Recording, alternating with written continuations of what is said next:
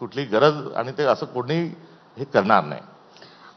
हर्षवर्धनजी, खरं तर आत्ता आपण जे राजकारण पाहतोय देशातच नाही तर म्हणजे राज्य देश दोन्हीकडे ते हिंदुत्व हा महत्त्वाचा मुद्दा आपल्याला दिसतोय. आणि अशा वेळी काँग्रेस पक्ष हा जो हिंदुत्वाचं राजकारण आहे त्याच्याकडे कसं बघताय आणि ते काउंटर करायला म्हणा किंवा त्याच्या समोर उभं राहायला तुमचं काय स्ट्रॅटेजी आहे, प्लॅनिंग आहे? आणि ह्याच्याबरोबरच हा प्रश्न मला विचारावासा वाटतोय की ज्या दिवशी तुम्ही पदभार स्वीकारला तेव्हापासून दुसऱ्या किंवा तिसऱ्यांदा म्हणजे परवा सुद्धा तुमचं वक्तव्य ऐकलं ते होतं सावरकरांबद्दल.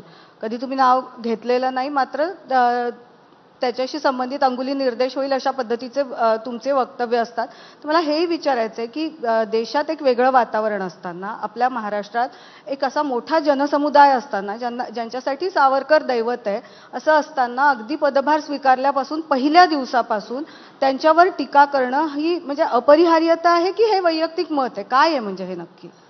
आपल्या एका प्रश्नात दोन प्रश्न आहेत, हिंदुत्वाचा आणि सावरकरांचा. हिंदुत्वाचा जो मुद्दा आहे त्या हिंदुत्वाचा हा राजकीय मुद्दा काही नवीन नाही.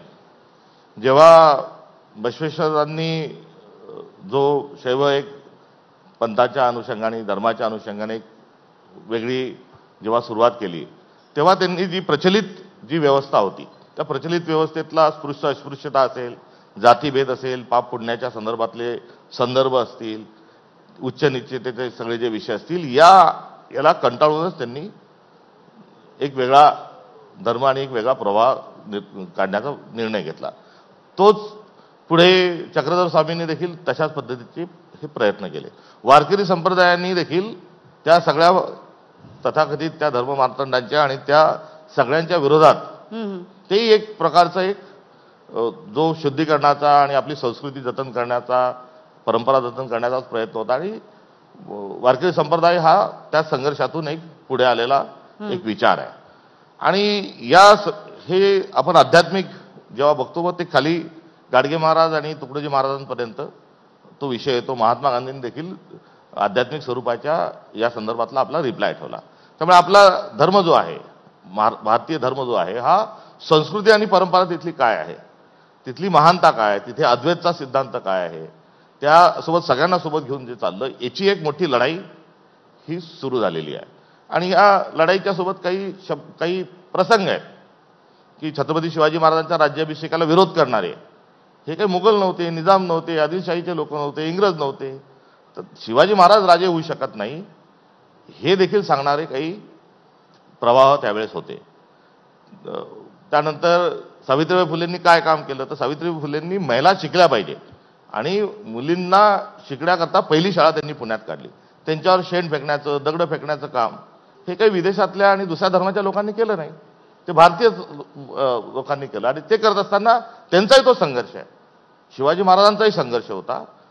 शाहू महाराजांच्या संदर्भात वेदोक्त पुराणोक्ताचा वाद जो आहे तो पण आपल्या सगळ्यांच्या समोर आहे. डॉक्टर बाबासाहेब आंबेडकरांनी सांगितलं की मी हिंदू धर्मात जन्माला आलेलो आहे, राम आमचं दैवत आहे आणि आम्हाला काळाराम मंदिरात जाऊन दर्शन घेऊ द्या. आता त्यांना त्या ठिकाणी अडवलं गेलं. 1932ला 32 ते 37 चाललेला काळाराम मंदिराचाही सत्याग्रह आहे आणि तो सत्याग्रहाच्या वेळेस तेव्हा इंग्रजांनी अडवलं नाही, दुसऱ्या धर्माच्या लोकांनी अडवलं नाही. त्यामुळे ही चालत आलेली जी परंपरा आहे, ही जी आहे ही सर्व ध्यानात घेऊन आपण संविधान आपलं निर्मितीचं काम हे झालेलं आहे. बाबासाहेब आंबेडकरांनी संविधान लिहित असताना त्या संविधानाच्या ज्या मूळ प्रती आहेत त्याच्यात शिवाजी महाराजांचा फोटो आहे, त्यात रामाचा आहे, कृष्णाचा आहे, गौतम बुद्धांचा आहे. तर ही सगळी आध्यात्मिक जी संघर्षशीलची जी परंपरा आहे त्या परंपरा आपल्या संविधानात आहे. आणि ही जी परंपरा आहे, ही जी संस्कृती आहे, ही संस्कृती पुढे घेऊन गेलं पाहिजे.